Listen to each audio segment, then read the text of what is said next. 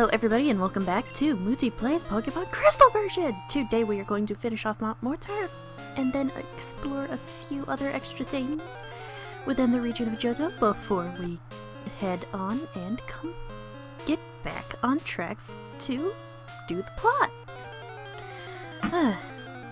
Gosh dang it, stupid spoon. Stop. I need to just like tie my hands behind my back or something whenever I start recording. Well, not behind my back, but like to the desk somehow, because if I do it behind my back, I might not be able to get to the mouse in order to stop the recording, you know?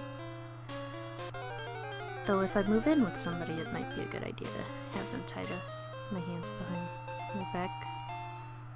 And then I could just call them over when I'm done. That's an entertaining thought,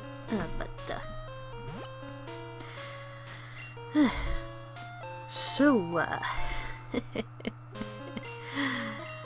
I did a bit of editing, up to part 41, so that I could just, record my voice for the next couple days and actually get caught up, and, part 41. Oh my gosh, part 41. It's my longest part yet. I haven't recorded commentary for it just yet, but the footage after editing out all the unnecessary stuff, or at least stuff that's boring, and therefore skippable, and fixing up the audio so it doesn't, so it syncs up better with the footage.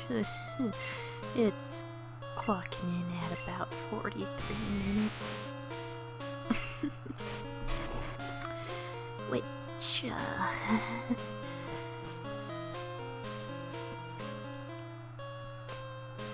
it's a bit scary since I haven't made a video that long yet. And, oh my gosh.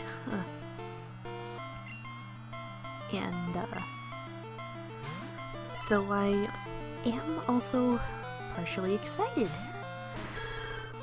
about getting part 41 done, because if Vegas, this version of Vegas, I have an older version, because the new version is expensive, like $600 expensive the last time I checked, and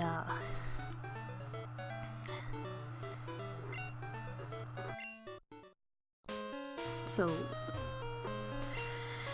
anyways, I was a bit worried that it might not be able to handle video editing for videos that are closer to an hour. But if it can pass the test, part 41, I'll be quite happy, because there's this one game that I want to get. Well, I already have the game, it's just, when I get to Let's Play it, I want to really pour my heart and soul into it, and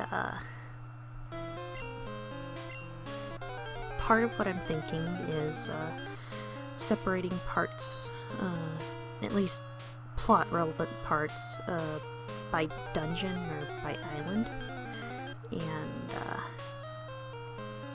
I have a feeling that if I record island by island, the parts where I'm covering the islands is going to be, it's probably gonna reach about an hour long easily, so I have been a bit worried that my computer wouldn't be able to handle this sort of thing, but hopefully with the combined power of Sony Vegas and my portable hard drive, I'll be able to get the job done.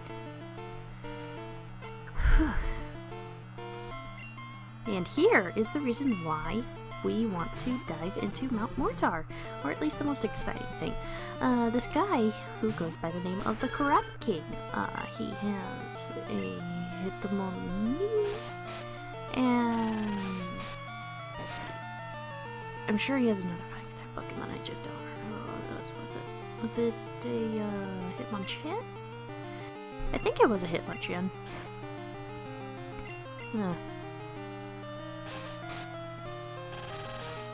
But, okay, I'm gonna guess that it's a Hitmonchan, but anyways, go talk to this guy and beat his 2 Pokemon. Yes, it was a Hitmonchan. And he will offer you a rare Pokemon. So, sorry for the late warning, but you might want to enter Mount Mortar with a spare slot in your party. Because for some reason, he will not just send the Pokemon straight to your box. Though it could be because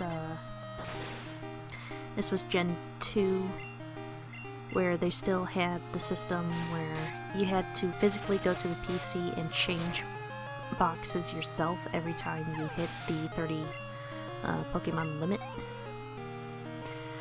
which was tedious, but it did provide a useful glitch in cloning Pokemon. Yay! And now we have beaten him, and he will give us a rare fighting Pokemon that I do not have room for. Oh well. And now, one last thing, I'm fairly certain that I missed a trainer in here. So I'm going to take care of him, and then we can move on to the extra stuffs. Over to right, and up and right, and up and right, and down,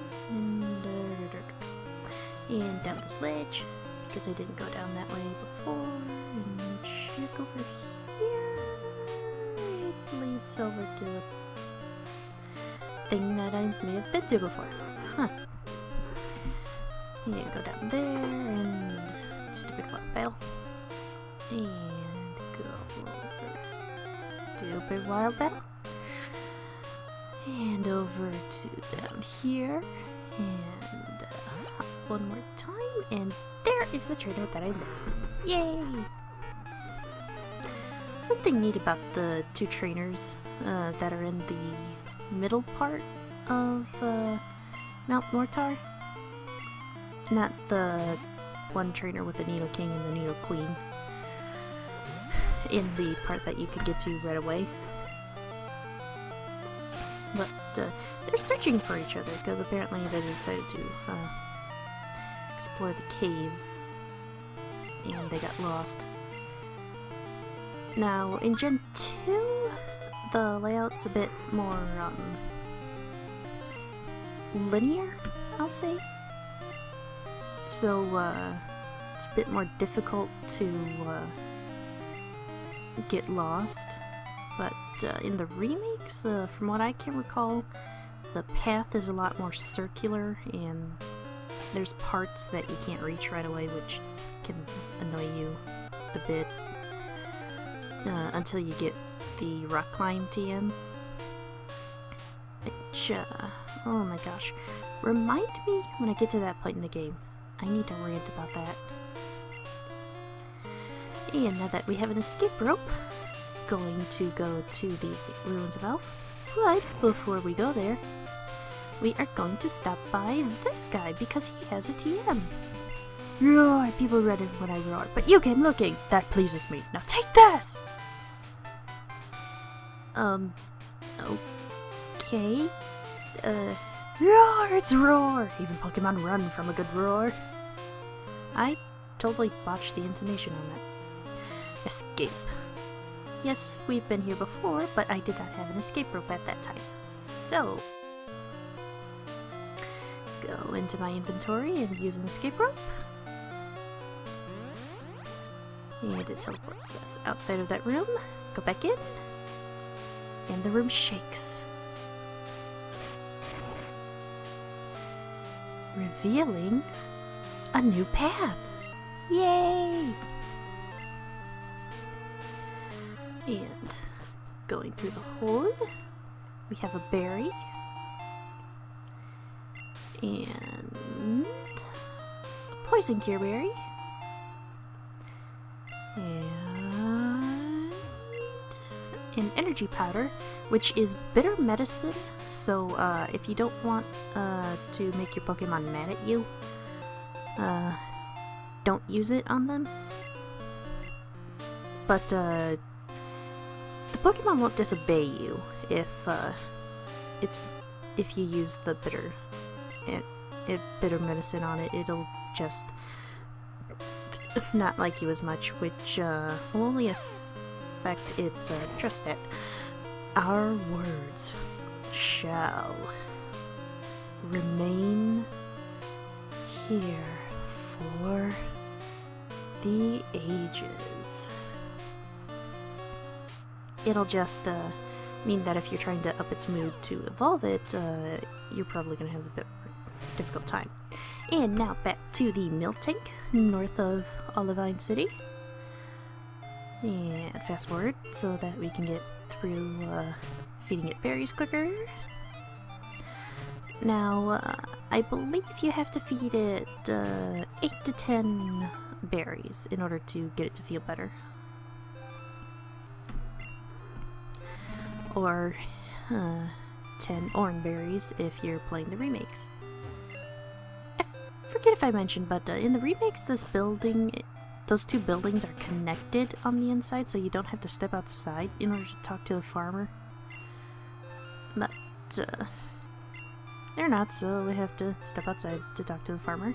And when you finish healing up Moo Moo, you can buy an item called Moo Moo Milk, which heals 100 HP, which would be a good midpoint between a super potion and a hyper potion. And here she gives us the TM for Snore, which only works when the Pokemon is asleep. So say if you got a Snorlax, it might be a good move to use. And now we're stopping by home to show off a couple items that our mom has bought us while we were away. And setting up the Clefairy doll, and I forgot which side the Clefairy doll was on, so I put it on the same side as the Clefairy doll. But now it's on the left side, and there you can see a cute little Clefairy doll and a cute little Charmander doll. Yay! Now, out of our house, and going over to Professor Elton's lab to pick up that thing that he promised us. Thanks to you, my research is going great. Take this as a token of my appreciation. A Master Ball. Which, he's gonna describe it as, being a Pokeball with 100% accuracy, but Master Balls can actually fail. It is a very, very, very, very, very, very, very, very, very, very, very, very, very tiny chance, but it is possible for a Master Ball to fail. I have not seen a video of this, so I don't know, but yeah.